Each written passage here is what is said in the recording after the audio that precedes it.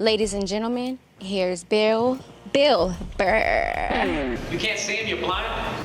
Jeez, well, thank you for fucking bringing it all the way down to... From a blind bachelor party in Omaha to a narcissist in Austin, this is when Bill Burr roasts people who brought their parents. Not literally, not by asking who's here with mom and dad. He roasts them the way their parents would if they saw the tape. Because Burr's crowd work isn't roasting. It's the tone of a father who caught you drinking in the basement, or a mother who found out you skipped college. Every heckler in this video is about to hear from Burr in that voice.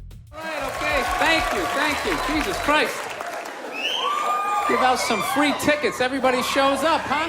If you like watching a comedian call out a stranger with the exact energy of your dad after a bad report card, hit subscribe before this gets pulled. We start on the site that made the whole thing famous. Funny Bone, Omaha. A guy in the front row tells Burr he's at his bachelor party. Then he tells Burr he's blind, which was the wrong answer at the wrong volume. Not because Burr had a joke ready, he didn't, but because the second the guy said it, Burr identified whoever brought him as the load-bearing wall of the entire evening and picked up a hammer. First swing. The best man at the table tries to save his friend by revealing he's also blind, which was, on paper, a defensive maneuver. In practice, it was a fresh wall. The best man is blind too? Really? Yeah, I get it. Well, first of all, you're not fucking blind. Burr read the wrong way glance in about half a second. The best man was looking around the room too much. The tell that broke the cover story. That's the wrecking crew's first job on any demo. Identify what's actually load-bearing. Turns out the best man wasn't. Second swing.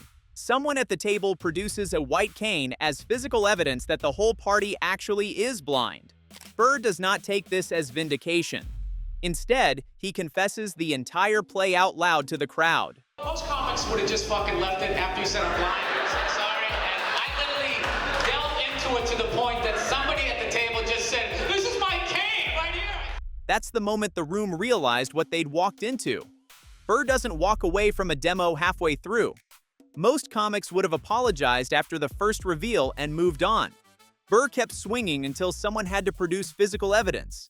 And even then, he kept swinging. The site was not clear. Third swing.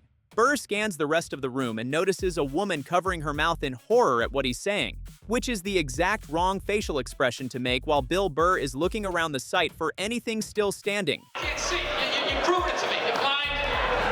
This woman has her hand over her mouth like I made her blind. I didn't make her fucking blind. The wrecking crew doesn't just take down one wall. They inspect the whole site for anything still standing that shouldn't be.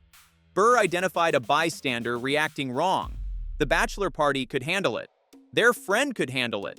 The woman with her hand over her mouth was the one who couldn't. So she got the last swing of the block. Now we jump back to 2006. Tweeter Center, Camden, New Jersey. Opie and Anthony traveling virus comedy tour. Burr is 4 hours deep into a variety show format, and the Philly crowd has been drinking through every act ahead of him. What comes next is the founding text of the Bill Burr Demolition style. It's on tape, it's still on YouTube, and it starts with one heckler. First heckler yells something inaudible from the seats. Burr couldn't even hear what the guy said. Doesn't matter. Burr had the entire heckler's biography preloaded, ready to deploy the moment somebody gave him permission. And this guy just did. What's that, sir? What do you have to say, sir? Never passed the fucking 8th grade? What brilliant shit are you gonna fucking tell me, huh? Go back to the dock and go unload some shit. You fucking warehouse working, weed smoking fucking... There it is. The mother line. The video's whole thesis in one sentence. Burr didn't know a single thing about the guy, but he assembled a full family biography, a career path, a substance profile, and the specific emotional judgment of the man's mother in about 12 seconds. Every mom in America nodded. That's the wrecking crew calling home. Second heckler. Someone in the back yells about Dave Chappelle, as if the audience is disappointed Burr isn't Chappelle. Burr agrees with them out loud, then turns the whole room into the punchline. What's that, sir? Dave Chappelle, yes, he's not here. I wish I was on his fucking tour right now. Maybe I wouldn't have a bunch of cunts not fucking paying attention 4 hours into a goddamn show. 3 fucking minutes left!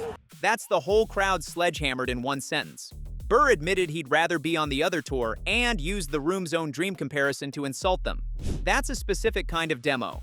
You're not just tearing down the building, you're telling the tenants their neighbors have it better. Studs and drywall came down together. Third heckler. Front row. Not saying anything specific, just screaming. Burr diagnosed the entire mental state in one line.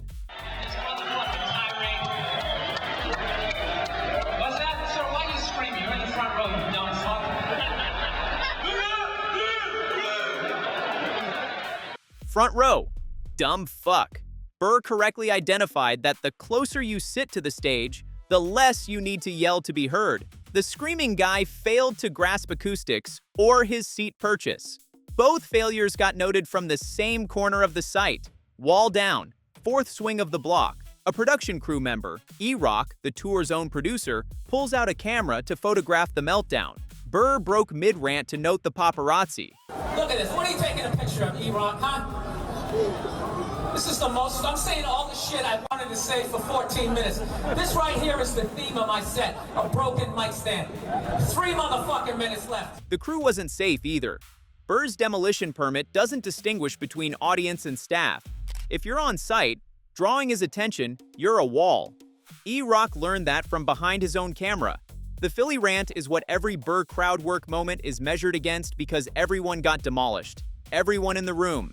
Now we fast forward almost 20 years. Austin, SXSW 2025.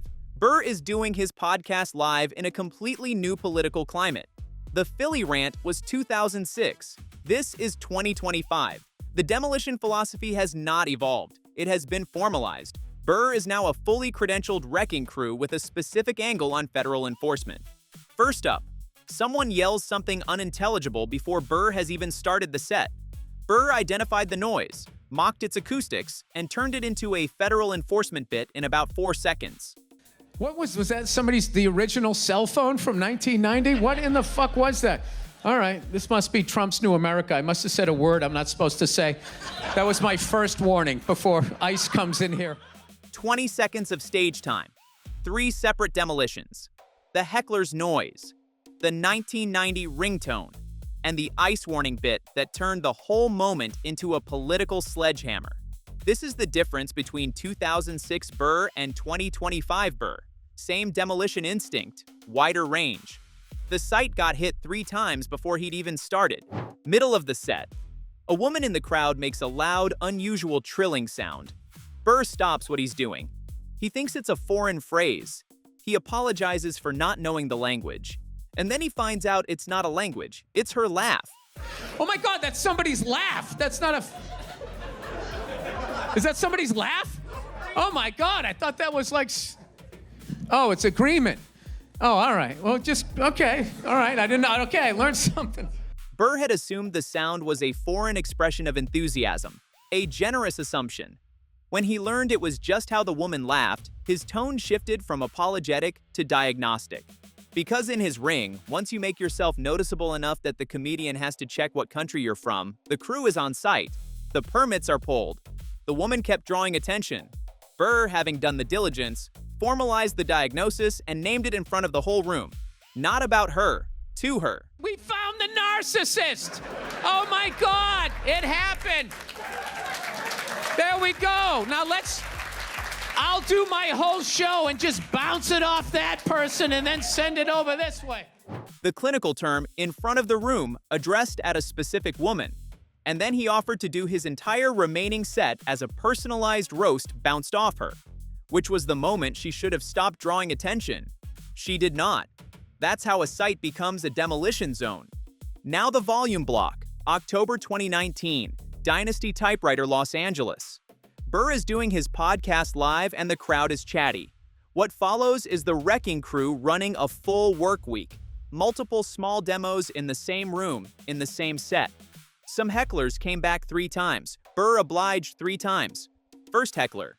Guy in the back is yelling about the Green Bay Packers game, loudly, drunkly. Burr identified the level of intoxication using a very specific historical reference. What's that? Jesus, how hammered is that guy? Who won the fucking Packer game? Dude, you were like... That was like the Jackie Gleason show level drunk. Jackie Gleason, the 1950s variety show host known for drinking on air on national television.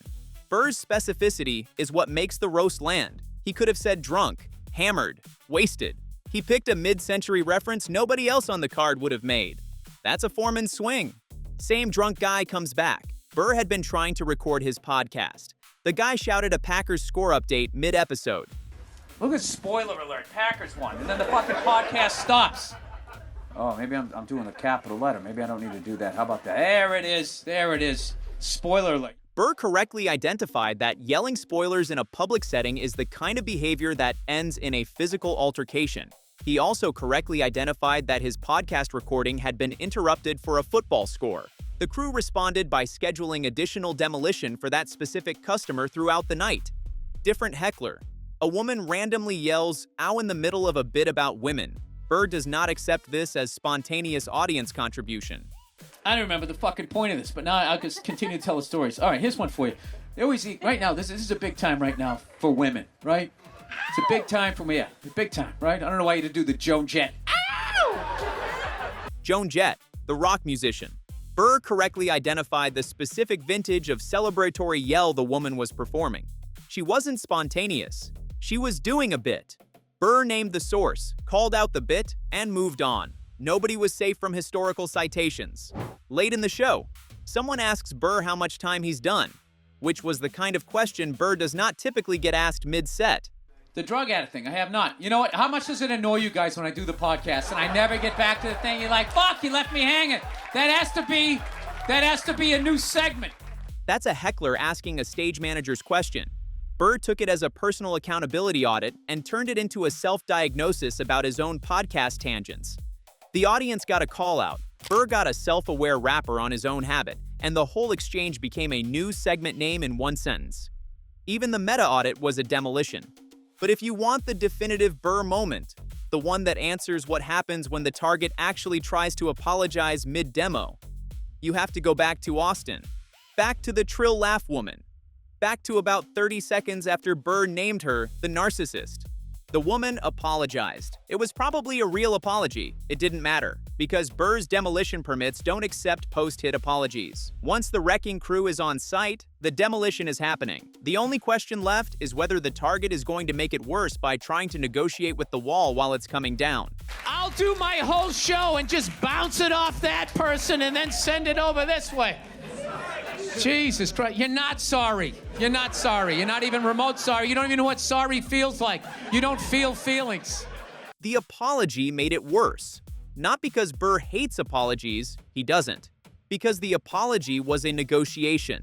And the wrecking crew doesn't negotiate. Burr identified the negotiation attempt in real time and demolished the negotiator instead of accepting the deal. That's the entire Bill Burr philosophy in 20 seconds. You brought yourself here, or someone brought you here. Either way, the parents watching this tape at home are going to have questions, and every heckler in this video is going to have to answer them. If you want to see the same demolition philosophy run on Hollywood itself, Cat Williams has spent 2 decades exposing the industry's biggest names, the dirtiest secrets,